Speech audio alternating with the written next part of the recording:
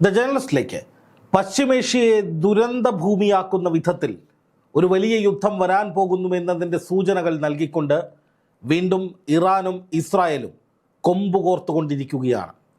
American president Donald ട്രംപിൻ്റെ ആശീർവാദത്തോടുകൂടി Israel പ്രധാനമന്ത്രി Benjamin Netanyahu ഏത് നിമിഷവും ഇറാനിലേക്ക് കടന്നു കയറുന്ന വിധത്തിലുള്ള ഒരു വലിയ ആക്രമണത്തിന് ഉത്തരവിടുമെന്ന് ഏറെക്കുറെ ഉറപ്പായി കഴിഞ്ഞിരിക്കുന്നു. ഇക്കാര്യം സ്ഥിരീകരിച്ചുകൊണ്ട് ഇറാനും തിരിച്ചടിക്കുള്ള സന്നാഹങ്ങൾ സജ്ജമാക്കിക്കൊണ്ടിരിക്കുകയാണ്. ഇതിനു മുമ്പ് എപ്പോഴൊക്കെ ഇറാനും ഇസ്രായേലും ഏറ്റുമുട്ടിയിട്ടുണ്ടോ ആ സമയങ്ങളിൽ ഉള്ളതുപോലെയുള്ള അന്തരീക്ഷമാണ് ഇപ്പോൾ പശ്ചിമേഷ്യയിൽ നിലനിൽക്കുന്നത്. അതായത് ഇസ്രായേൽ പ്രധാനമന്ത്രി ബെഞ്ചമിൻ നെതന്യാഹു ഇറാൻ്റെ അത്യാധുനിക യുദ്ധ ഉപകരണങ്ങൾ എന്നേക്കുമായി ഇല്ലാതാക്കണം, ആണവ പരീക്ഷണം അവസാനിപ്പിക്കണം എന്നൊക്കെ പറഞ്ഞ് ട്രംപിനെ സമീപിക്കുന്നു. ട്രംപ് നെതന്യാഹുവിനോട് തനിക്ക് ഇഷ്ടമുള്ളത് ചെയ്തോളൂ, എല്ലാം ഇസ്രായേലിൻ്റെ സുരക്ഷയ്ക്ക് വേണ്ടിയല്ലേ, അത് നിങ്ങളുടെ പ്രതിരോധമാണ്, അത് അപരാധമല്ല എന്ന് പറയുന്നു. അതിനുശേഷം ഇറാനെ വെല്ലുവിളിച്ചുകൊണ്ട് ട്രംപ് തന്നെ രംഗത്ത് വരികയാണ്.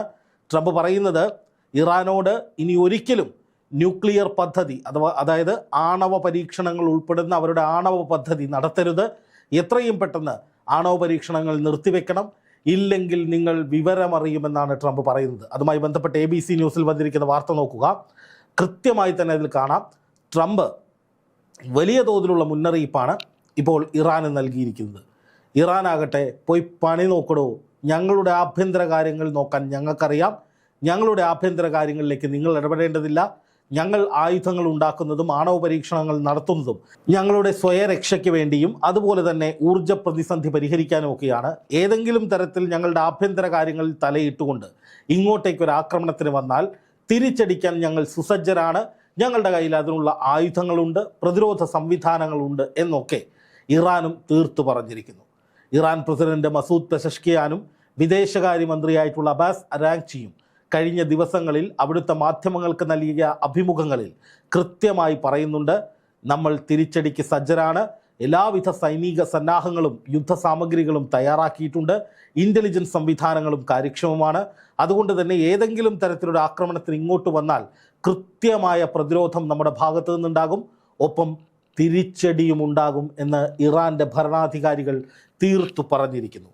ഒരു ദാക്ഷിണ്യവും വേണ്ട എന്ന് ഇറാൻ്റെ ഭരണകൂടത്തിന് നിർദ്ദേശം കൊടുത്തിരിക്കുകയാണ് അവരുടെ പരമോന്നത നേതാവ് ആയത്തുള്ള അലി ഖാംനെയി എന്ന വിവരവും കഴിഞ്ഞ മണിക്കൂറുകളിൽ പുറത്തു വന്നിരിക്കും. അപ്പോൾ സ്വാഭാവികമായിട്ടും ഒരു യുദ്ധം, ഒരടി, അതിന് പിന്നാലൊരു തിരിച്ചടി ഉണ്ടാകും എന്ന നിലയിലേക്ക് കാര്യങ്ങൾ മാറുകയാണ്. ഇസ്രായേലിനെ പിന്തുണയ്ക്കുന്ന മാധ്യമങ്ങൾ അല്ലെങ്കിൽ ഇസ്രായേൽ ലോകശക്തിയാണ്, ഇസ്രായേലിനെ നേരിടാൻ ആർക്കും കഴിയില്ല എന്നൊക്കെ വിശ്വസിക്കുന്ന ആളുകൾ നടത്തുന്നൊരു പ്രചാരണം ഇസ്രായേൽ രണ്ടും കൽപ്പിച്ച് ഇറാനിലേക്ക് പോകുന്നതോടുകൂടി ഇറാൻ്റെ അവസാനമായിരിക്കും. ഇറാൻ്റെ സൈനിക കേന്ദ്രങ്ങളെല്ലാം തകരും, ഇറാൻ്റെ സന്നാഹങ്ങളെല്ലാം ഇല്ലാതാകും, ഇറാൻ്റെ ആണവ പരീക്ഷണ കേന്ദ്രങ്ങൾ ഇനി നിർത്തിവെക്കപ്പെടും അല്ലെങ്കിൽ അവസാനിപ്പിക്കപ്പെടും. അങ്ങനെ ഇറാനെ പരിപൂർണമായി തകർക്കുന്ന വിധത്തിലേക്കുള്ള ഒരു അന്തിമ യുദ്ധത്തിനാണ് ഇസ്രായേലും അമേരിക്കയും കൂടി ഇറങ്ങുന്നത്. അതിൻ്റെ മുന്നറിയിപ്പാണ് കഴിഞ്ഞ ദിവസം ട്രംപ് നടത്തിയത് എന്നൊക്കെയാണ് ഈ പറയുന്ന ആളുകൾ പറയുന്നൊരു വാദം. എന്നാൽ യാഥാർത്ഥ്യം എന്താണെന്ന് നമുക്കൊന്ന് പരിശോധിക്കാം. ഇസ്രായേൽ ഒരു വലിയ ദുരന്തത്തിന് നടുവിലാണ്. ഞാൻ വെറുതെ പറയുന്നതല്ല. ഇസ്രായേൽ മാധ്യമമായ ടൈംസ് ഓഫ് ഇസ്രായേൽ സംപ്രേഷണം ചെയ്തിരിക്കുന്നൊരു വാർത്ത നോക്കുക. അതിൻ്റെ തലക്കെട്ടാണ് നിങ്ങൾ കാണുന്നത്. Amid threats of fresh bout with Iran, experts want missile defenses may not be ready എന്നാണ് അതിൽ പറയുന്നത്. അതായത് ഏതെങ്കിലും തരത്തിലുള്ള ഒരു തീക്കളിക്ക് ഇസ്രായേൽ ഇറങ്ങിയാൽ, ഇറാനിലേക്ക് ബോംബുകളുടെ പെരുമഴ നടത്തിയാൽ, ഫൈറ്റർ ജെറ്റുകളെ ഇറാനിലേക്ക് പറഞ്ഞു വിട്ടാൽ അതിൻ്റെ തിരിച്ചടി താങ്ങാനുള്ളതൊന്നും ഇസ്രായേലിൽ അവശേഷിക്കുന്നില്ല എന്നുള്ളതാണ് ഈ വാർത്തയുടെ രത്ന ചുരുക്കം. ഇത് ടൈംസ് ഓഫ് ഇസ്രായേൽ എന്ന് പറയുന്ന മാധ്യമത്തിൽ ഇന്നലെ വന്നിട്ടുള്ള വാർത്തയാണ്. അതിൻ്റെ മലയാളം തർജ്ജിമ എന്ന് പറയുന്നത് ഇത്രയേ ഉള്ളൂ: മിസൈൽ പ്രതിരോധ സംവിധാനങ്ങൾ ഇസ്രായേലിൻ്റെ സജ്ജമല്ല എന്നാണ് വിദഗ്ധർ മുന്നറിയിപ്പ് നൽകുന്നത്.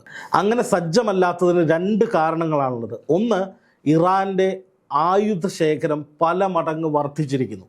അത് ഇസ്രായേലിൻ്റെ ഉന്നതർ തന്നെ കണ്ടെത്തിയിട്ടുണ്ട്. അതിനെ തുടർന്നാണ് എത്രയും പെട്ടെന്ന് ഇറാന് നേരെ ആക്രമണം നടത്തണമെന്ന് ഇസ്രായേൽ പറയുന്നത്.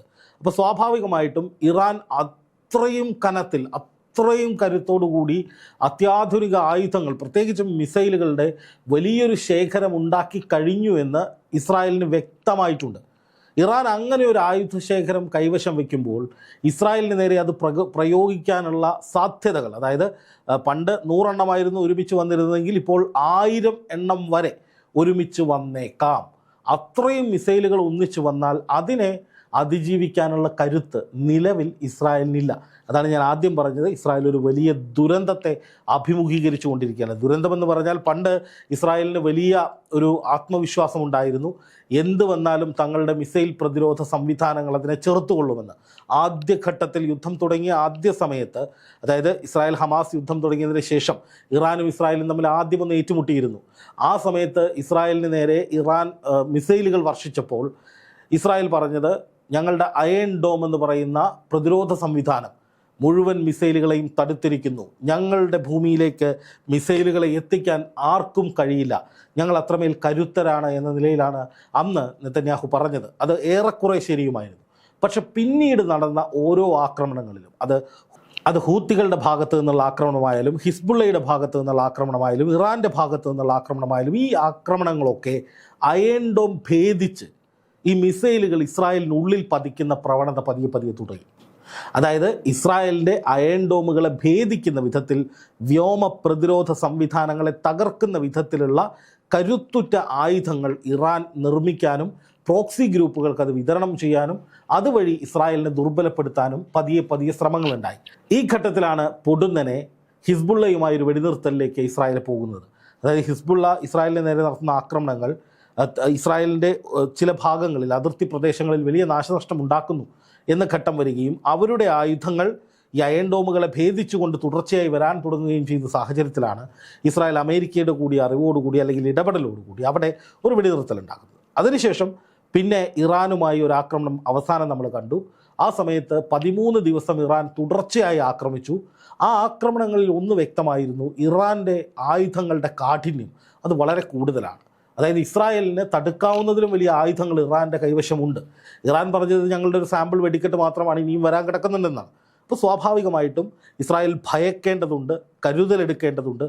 അത്രയധികം സൂക്ഷിച്ച് കൈകാര്യം ചെയ്തില്ലെങ്കിൽ ഇസ്രായേലിനെ തകർക്കാനുള്ള പലതും ഇറാൻ്റെ പക്കലുണ്ട് എന്നന്ന് വ്യക്തമായി. ഇതോടെയാണ് വളരെ പെട്ടെന്ന് ഇറാനുമായി ഒരു വെടിനിർത്തൽ സന്ധിയിലേക്ക് പോകാൻ അമേരിക്കയ്ക്ക് മേൽ ഇസ്രായേൽ സമ്മർദ്ദം ചെലുത്തുകയും അമേരിക്കയുടെ കൂടി ഇടപെടലോടെ വളരെ പെട്ടെന്ന് ഇറാനുമായുള്ള പ്രശ്നങ്ങൾ പരിഹരിക്കുകയും അല്ലെങ്കിൽ താൽക്കാലികമായിട്ടൊരു വെടിനിർത്തലിലേക്ക് പോവുകയും ചെയ്തത്.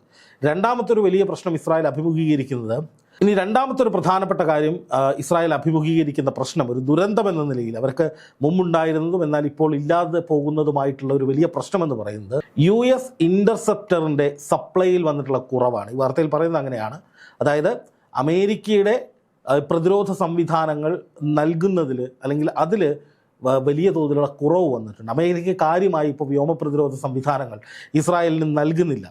അപ്പോൾ ഇങ്ങനെ ഒരു സാഹചര്യത്തിൽ ഒരു യുദ്ധത്തിലേക്ക് ഇറങ്ങി പുറപ്പെട്ടാൽ, അമേരിക്കയുടെ പരിപൂർണമായ സപ്ലൈ ഇല്ലാതെ വന്നാൽ ഇസ്രായേലിൻ്റെ പക്കലുള്ള പ്രതിരോധ സംവിധാനങ്ങളുടെ ശേഷി കുറഞ്ഞുകൊണ്ടിരിക്കുകയാണ്. അപ്പോൾ ഈ ഘട്ടത്തിൽ ഇനിയൊരു യുദ്ധവുമായി മുന്നോട്ട് പോയാൽ അത് ഭയാനകമായ തിരിച്ചടികളും നാശനഷ്ടങ്ങളും ഇസ്രായേൽ ഉണ്ടാക്കും എന്ന നിലയിലാണ് ഇപ്പോൾ ഒരു പുതിയ റിപ്പോർട്ട് പുറത്തു വന്നിരിക്കുന്നത്. അതുപോലെ തന്നെ മറ്റൊരു പ്രധാനപ്പെട്ട റിപ്പോർട്ട് ഇസ്രായേലിന് വലിയ ഭീഷണിയാകുന്നുണ്ട്. അതായത് ഇറാനിൽ പ്രതിവർഷം ഏതാണ്ട് 3000-ലധികം ബാലിസ്റ്റിക് മിസൈലുകൾ ഉണ്ടാക്കുന്നുണ്ട് എന്നുള്ളതാണ് ആ കണക്ക്. അതായത് ഏറ്റവും പ്രഹരശേഷിയുള്ള, ഇസ്രായേലിലേക്ക് വന്ന് ഇസ്രായേലിനെ തകർക്കാൻ കഴിയുന്ന വിധത്തിലുള്ള അത്യാധുനിക സംവിധാനങ്ങളും സൗകര്യങ്ങളുമുള്ള മിസൈലുകൾ. ആ മിസൈലുകളുടെ പ്രയോഗം ഉണ്ടായിക്കഴിഞ്ഞാൽ അത് ഇസ്രായേലിന് വലിയ തിരിച്ചടിയാകും. അത്തരത്തിൽ 2000-ലധികം മിസൈലുകൾ ഇപ്പോൾ തന്നെ ഇറാൻ്റെ പക്കലുണ്ട്, അവരുണ്ടാക്കി വെച്ചിട്ടുണ്ട് എന്ന ചില മാധ്യമ റിപ്പോർട്ടുകളും ഇത്തരത്തിൽ പുറത്തു വന്നിരുന്നു. അതും ഇസ്രായേലിന് വലിയ ഭീഷണിയാണ്. അപ്പം ഞാൻ ഈ ആദ്യം ടൈറ്റിൽ പറഞ്ഞതുപോലെ, വീഡിയോൻ്റെ ടൈറ്റിൽ പറഞ്ഞതുപോലെ, അവരുടെ സ്ഥിതി ഗുരുതരമാണ് ഇസ്രായേലിൻ്റെ. അതായത് ഇപ്പോൾ വെല്ലുവിളിച്ചൊരു യുദ്ധത്തിലേക്ക് ഇറങ്ങി പുറപ്പെട്ടാൽ ഇറാൻ തിരിച്ചടിക്കുമെന്നവർ പ്രഖ്യാപിച്ചിട്ടുണ്ട്. ആ തിരിച്ചടി ഉണ്ടായാൽ അത് ഇസ്രായേലിനെ വലിയ തോതിൽ ബാധിക്കും. ഇത് ഇസ്രായേലിൻ്റെ ഉന്നത ഉദ്യോഗസ്ഥർ തന്നെ നെതന്യാഹുവിന് കൊടുത്തിട്ടുള്ള ഒരു മുന്നറിയിപ്പാണ്. ഇപ്പോൾ ഇറാൻ അപ്പുറത്ത് ഇസ്രായേലിനൊരു പണി എന്ന നിലയിൽ തന്നെ ബാലിസ്റ്റിക് മിസൈലുകളുടെ ശേഖരം ഉണ്ടാക്കുന്നു, അത്യാധുനിക മിസൈലുകൾ ഉണ്ടാക്കുന്നു, ആണവ പരീക്ഷണം നടത്തിക്കൊണ്ടിരിക്കുന്നു. ആ പണി കൃത്യമായി കുറുക്കി കൊണ്ടിട്ടുണ്ട്. അതുകൊണ്ടാണ് നെതന്യാഹു നേരെ ട്രംപിനടുത്തേക്ക് ഓടിയത്. പക്ഷേ അങ്ങനെ ഒരു യുദ്ധം നടത്താൻ ട്രംപ് അനുമതി കൊടുത്തുവെങ്കിലും അങ്ങനെ ഒരു യുദ്ധത്തിലേക്ക് പോയാൽ അത് വലിയ തിരിച്ചടിയാകുമെന്ന് ഇസ്രായേലിൻ്റെ ഒഫീഷ്യൽസ് തന്നെ ഇസ്രായേൽ പ്രധാനമന്ത്രിക്ക് മുന്നറിയിപ്പ് കൊടുക്കുകയാണ്. ഇസ്രായേലി മാധ്യമങ്ങൾ അത് പ്രസിദ്ധീകരിക്കുകയാണ്. ഇതോടുകൂടി ഒരു വലിയ ദുരന്തമാണ് ഇസ്രായേലിന് സംഭവിക്കുന്നത്. അതായത് യുദ്ധം ചെയ്യണമെന്ന് കരുതിയിട്ടും അത് ചെയ്താൽ അതിലും വലിയ ദുരന്തം തങ്ങൾക്കുണ്ടാകുമോ എന്നുള്ള ഭീതി. അതൊരു ദുരന്താവസ്ഥയാണ് ശരിക്കും പറഞ്ഞത്. പണ്ടൊക്കെ എന്ന് പറഞ്ഞാൽ ഇസ്രായേൽ യുദ്ധം ചെയ്യണമെന്ന് തീരുമാനിച്ചാൽ കയറി അടിക്കുമായിരുന്നു. തിരിച്ചെന്ത് വന്നാലും തങ്ങളുടെ വ്യോമ പ്രതിരോധ സംവിധാനങ്ങൾ അത് തടുക്കുമെന്ന ആത്മവിശ്വാസം ഇസ്രായേലിനുണ്ടായിരുന്നു. പക്ഷേ ഇപ്പോൾ ആഗ്രഹമുണ്ട് യുദ്ധം ചെയ്യണമെന്ന്, പക്ഷേ വലിയ ദുരന്തമുണ്ടാകുമെന്ന ഭീതിയിൽ ഒരു ദുരന്താവസ്ഥയിൽ അങ്ങനെ നിൽക്കുകയാണ്. ഇത് കണ്ട് ഇറാൻ ചിലപ്പോൾ ചിരിക്കുന്നുണ്ടാകും, ഇറാൻ്റെ ഭരണകൂടം ചിരിക്കുന്നുണ്ടാകും. കാരണം വെല്ലുവിളിച്ച് ഇപ്പോൾ വരുമെന്ന് പറഞ്ഞിട്ട് എന്താണ് ഇതുവരെ വരാത്തത്, ഞങ്ങളുടെ ആയുധ ബലത്തിൽ നിങ്ങൾ പേടിച്ചു പോയോ എന്ന് ചിന്തിച്ച് ഇറാൻ്റെ നേതാക്കൾ, ഇറാൻ്റെ ഭരണാധികാരികൾ പൊട്ടിച്ചിരിച്ചാലും അത്ഭുതപ്പെടാനില്ല.